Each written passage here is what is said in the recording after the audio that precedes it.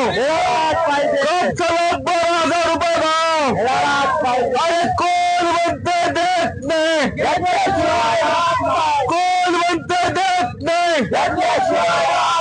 शेतकरी एकजुटीचा. या ठिकाणी 25 डिसेंबर रोजी निघणारा बीड येथील कापूस आणि सोयाबीन दरवाढीसाठी जो मोर्चा निघणार आहे त्या संदर्भात बीड वरून आपल्याला आवाहन करण्यासाठी शेतकरी नेते राजेंद्रजी आमटे, अशोक भैया येडे, जायबाई साहेब, कुलदीप करपे इत्यादी आलेले आहेत.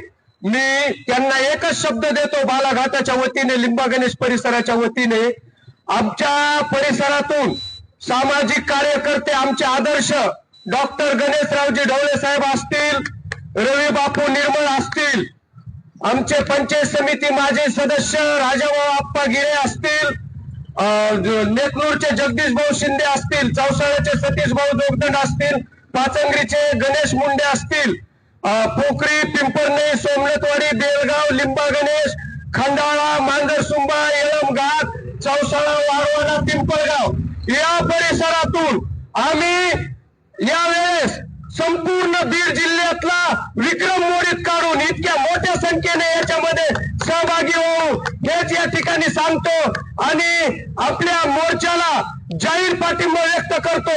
ऊस उत्पादकाचं आंदोलन जसं राजेंद्र आमटे व इतरांनी यशस्वी केलं तसंच हे आंदोलन तुमच्या सगळ्याच्या पाठबळावर यशस्वी होणार आहे यातील मात्र शंका नाही.